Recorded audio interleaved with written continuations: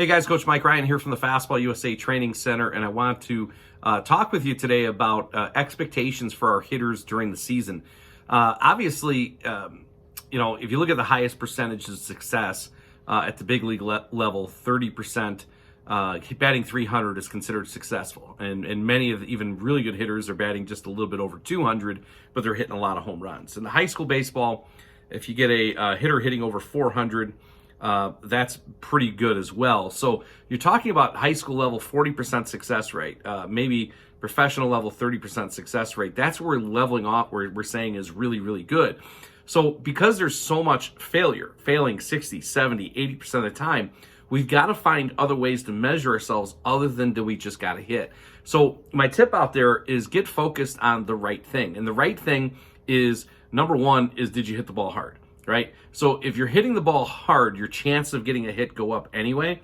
But if you hit a line drive at second baseman and you smoke it and you're out, where a lot of people are going to start to feel bad about themselves if they go 0 for 4.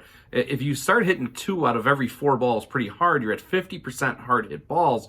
I think you're hitting pretty good. So my point to you is a lot of people start chasing the wrong thing. They start chasing hits. And really hits a lot of times are uncontrollable in a sense of, you could hit you can get 3 bloopers that fall in for a hit, right? And get lucky that day, but your hardest hit ball, you're out. So, and then we start chasing the wrong thing. We start putting our value based on what our batting average looks like or what our statistics look like. So the number one thing I want our students tracking, and when I say tracking, I want them tracking this every game. I want them keeping track of the total, and then start to look back at it, is where the percentage of hard hit balls is. So I want to know, what is your percentage of hard hit baseballs in the game? Now, obviously, if you hit, in our world, if you go 0 for 4 and you hit 4 balls right on the screws, you hit 4 balls hard, we believe you've had a perfect day.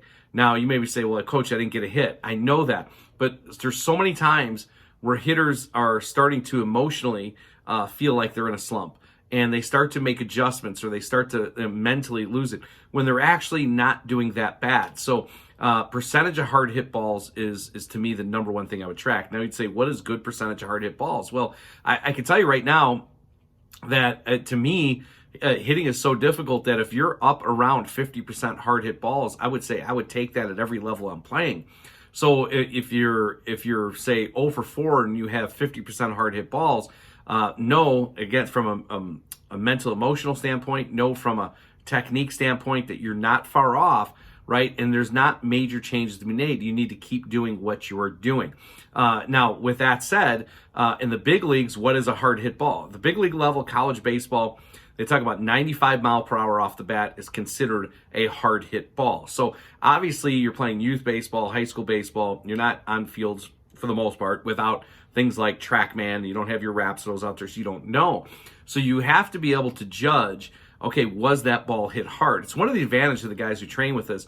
We do so much feedback on bat speed and exit velocity training that our hitters really get in tune with what a hard hit ball actually is. And in other words, when they hit a ball slightly to the end of the bat, they see their exit velocity drop quite a bit. When they hit it under the barrel, they see their exit velocity drop quite a bit. So they're able to start to feel what a hard hit ball really looks like, and what it feels like, just as important, which is another benefit of training with exit velocity. So instead of chasing hits, don't start chasing the wrong thing. Chase, did you hit the ball hard? Did you not? And if you can answer yes enough of those times, then, or at least keep working towards that, then you're on the right track. If you start getting caught up in the emotions of a batting average and statistics, I think that could take you slightly off track. So the last thing I would say to this, if there's a second and a third thing I want our guys to track, is I literally want them to keep a game journal.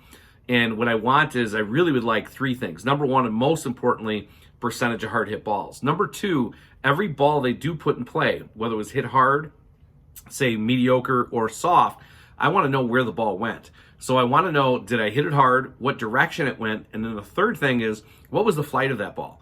Because there are some guys that are going to hit the hardest hit balls, they'll be on the ground, or low line drives. And some guys, that ball might be, say, a line drive over the infielder's head, high line drive like an airplane flight, or high and just lazy in the air. And you may say, well, why would you want me to track direction and flight and hard hit balls? Well, hard hit balls is your priority, But the one thing I really want to get really good at is understanding is if I find any patterns. In other words, when I'm hitting the ball hard, I have a tendency to hit the ball here or here. When I'm hitting the ball weak, do I see any patterns developing? Like, oh, I want to hit a weak pop-up. They have a tendency to go to the right side. Or if I hit a weak ground ball, I have a tendency to pull it. Whatever it is.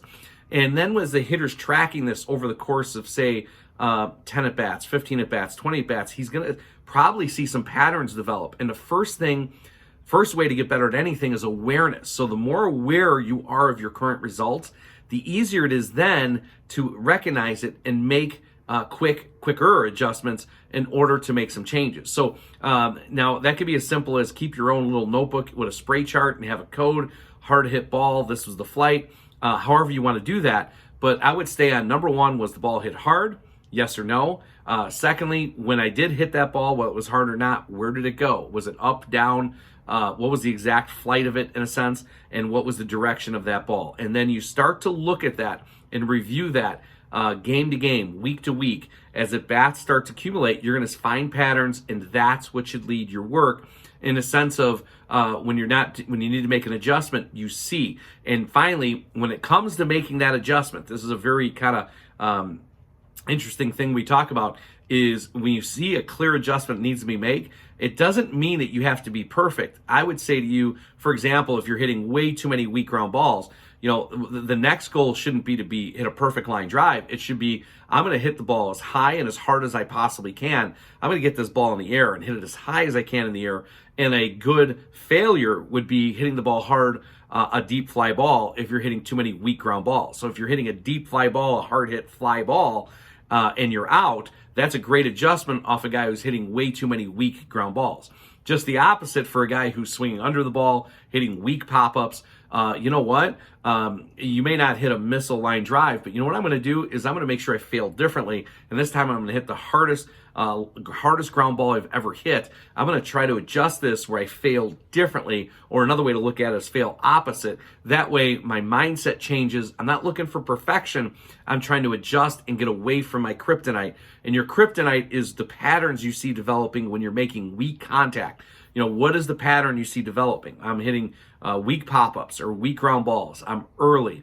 I'm late. That kryptonite is what should lead your work. And the more aware of you are of it, then you can make a mental adjustment and go, okay, what I'm going to do here is I'm going to hit the ball hard, but I'm going to fail. If I fail, I'm going to fail the opposite way. So if I'm failing at pop-ups, hitting weak pop-ups, I'm keep hitting weak pop-ups, I'm going to hit the hardest ground ball I've ever hit in my life. And maybe that mindset might even trick you into hitting the hardest line drive you've hit all season. So if you have any questions on this, shoot me an email, fastballusa@hotmail.com.